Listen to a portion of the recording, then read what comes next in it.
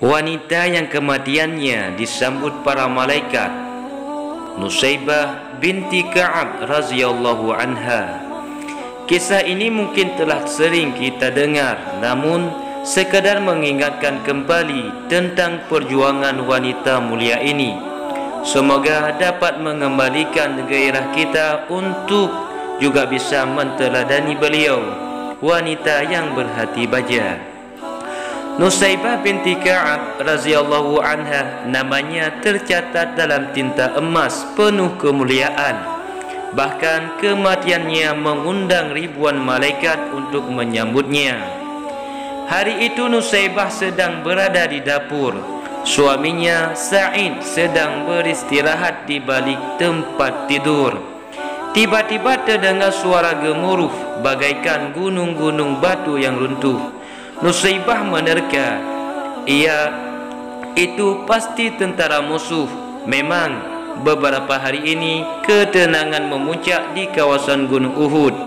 Dengan bergegas, Nusaybah meninggalkan apa yang sedang dia lakukan. Suaminya yang sedang tidur dengan halus dan lembut dikejutkannya. "Suamiku tersayang," Nusaybah berkata, "aku mendengarkan pekik suara yang menuju ke Uhud. Mungkin orang-orang kafir telah menyerang." Sa'id yang masih belum sadar sepenuhnya tersentak. Dia menyesal. Mengapa bukan dia yang mendengar suara itu, malah istrinya? Dia segera bangun dan mengenakan pakaian perangnya. Sewaktu dia menyiapkan kuda, Nusaybah menghampiri. Dia menyodorkan sebilah pedang kepada Sa'id. "Suamiku tercinta, bawalah pedang ini, jangan pulang sebelum menang." Sa'id memandang wajah istrinya. Setelah mendengar perkataannya itu, tak pernah ada keraguan padanya untuk pergi ke medan peperangan. Dengan sigap dinaikinya kuda itu. Lalu terdengarlah derap suara langkah kuda menuju ke utara. Sa'id langsung terjun ke tengah medan pertempuran yang sedang berkecamuk. Di suatu sudut yang lain, Rasulullah melihatnya dan tersenyum kepadanya. Senyum yang tulus itu semakin mengobarkan keberanian Sa'id. Di rumah Nusaybah duduk dengan gelisah kedua anaknya, Ammar yang baru berusia 15 tahun dan Sa'ad yang 2 tahun lebih muda, memperhatikan ibunya dengan pandangan cemas. Ketika itulah tiba-tiba muncul seorang penunggang kuda yang sempat sangat gugup. "Salam dari Rasulullah," berkata si penunggang kuda. "Suamimu, Ibu. Sa'id baru sahaja gugur di peperangan. Beliau syahid." Nusaybah tertunduk sebentar. "Inna lillahi," gumamnya. "Suamiku telah menang perang. Terima kasih ya Allah."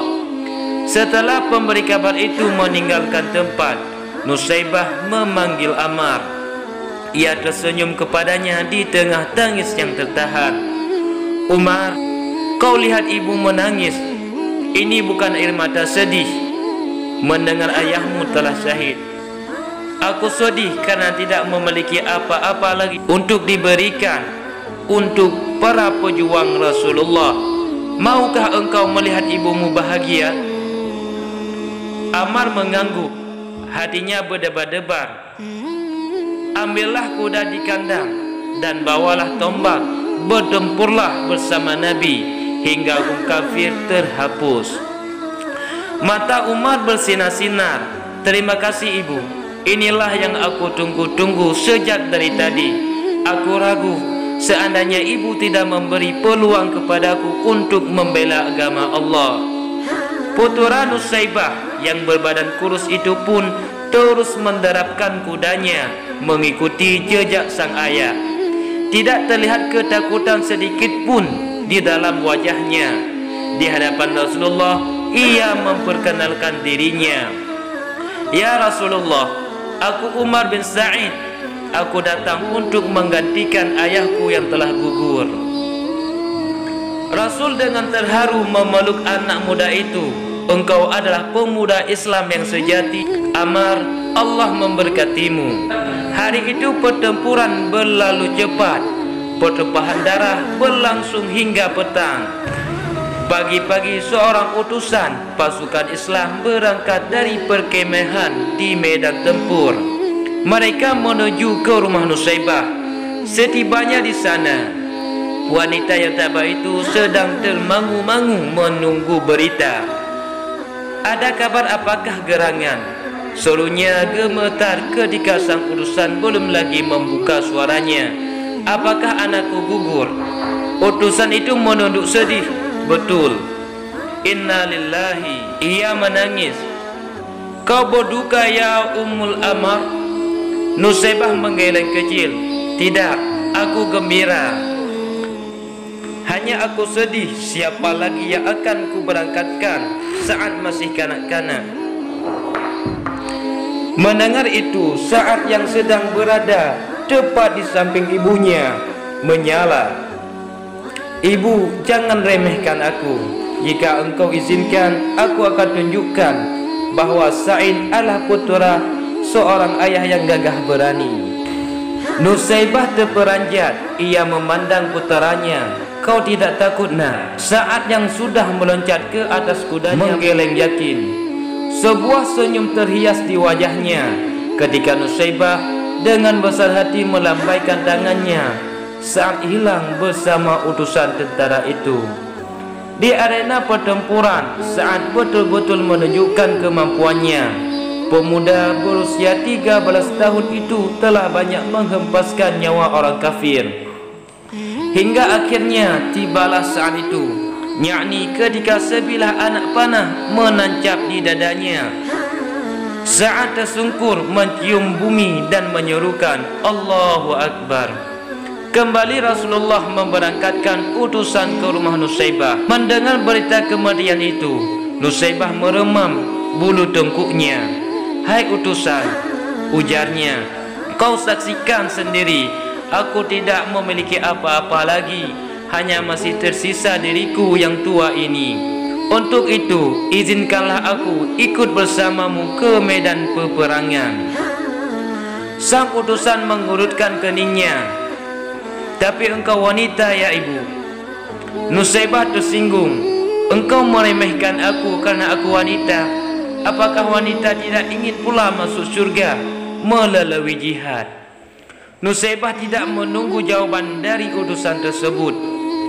Ia bergegas menghadap Rasulullah dengan mengendarai kuda yang ada. Tiba di sana, Rasulullah mendengarkan semua perkataan Nusaybah. Setelah itu Rasulullah pun berkata dengan senyum, Nusaybah yang dimuliakan Allah, belum masanya wanita mengangkat senjata. Untuk sementara engkau kumpulkan saja obat-obatan dan rawatlah tentara yang luka-luka. Pahalanya sama dengan orang yang bertempur. Mendengar penjelasan Nabi demikian, Nusaybah pun segera menenteng obat-obatan dan berangkatlah ke tengah pasukan yang sedang bertempur. Dirawatnya mereka yang mengalami luka-luka dengan cermat.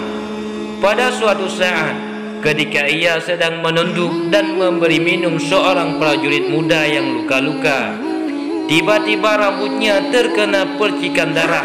Nusaybah lalu memandang. Ternyata kepala seorang tentara Islam tergolek, tewas terbabat oleh senjata orang kafir. Timbul kemarahan Nusaybah menyaksikan kekejaman ini. Apalagi ketika dilihatnya Rasulullah terjatuh dari kudanya akibat keningnya terserempet anak panah musuh. Nusaybah tidak dapat menahan diri lagi menyaksikan hal itu. Ia bangkit dengan gagah berani. Diambilnya pedang prajurit yang tewas itu, dinaiki kudanya, lantas bagaikan singa betina ia mengamuk. Musuh banyak yang terbirit-birit menghindarinya. Puluhan jiwa orang kafir pun tumbang. Hingga pada suatu-waktu ada seorang kafir yang mengendap dari arah belakang dan langsung menabah putus lengan kirinya. Nusaybah pun terjatuh terinjak-injak oleh kuda. Peperangan terus berjalan, medan pertempuran makin menjauh, sehingga tubuh Nusaybah teronggak sendirian. Tiba-tiba Ibnu Mas'ud menunggang kudanya, mengawasi kalau ada orang yang bisa ditolongnya. Sahabat itu begitu melihat tubuh yang bergerak-gerak dengan susah payah, dia segera mendekatinya dan diperciknya air ke muka tubuh itu. Akhirnya Ibnu Mas'ud mengenalinya. "Istri Sa'idkah engkau?" Nusaybah sama-sama memperhatikan penolongnya, lalu bertanya, "Bagaimana dengan Rasulullah? Selamatkah baginda?" "Bagaimana Rasulullah?" "Baginda Rasulullah tidak kurang satu apapun," jawab Ibnu Mas'ud. "Engkau Ibnu Mas'ud bukan? Pinjamkan kuda dan senjatamu kepadaku." "Engkau masih terluka parah wahai Nusaybah. Engkau mau menghalangiku untuk membela Rasulullah." Terpaksa Ibnu Mas'ud menyerahkan kuda dan senjatanya. Dengan susah payah Nusaybah menaiki kuda itu, lalu menderapnya menuju ke medan pertempuran. Banyak musuh yang dicungkir baliknya, namun karena tangannya sudah buntung, akhirnya tak urung juga. Lehernya terbabat putus oleh sebatan pedang musuh. Gugurlah wanita perkasa itu ke atas pasir. Darahnya membasahi tanah yang dicintainya.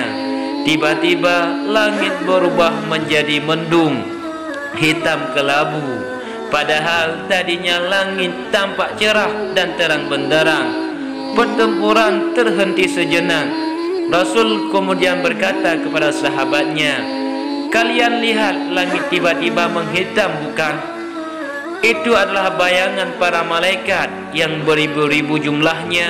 Mereka berduyun-duyun menyambut kedatangan arwah Nusaybah, wanita yang perkasa." Subhanallah, Allahu Akbar, Allahu Akbar, Allahu Akbar. Tanpa pejuang sejati seperti dia, mustahil agama Islam bisa sampai dengan damai kepada kita yang hidup di zaman sekarang. Semoga Allah Subhanahu wa taala menempatkan mereka dan kita semua di surganya di samping Rasulullah sallallahu alaihi wasallam.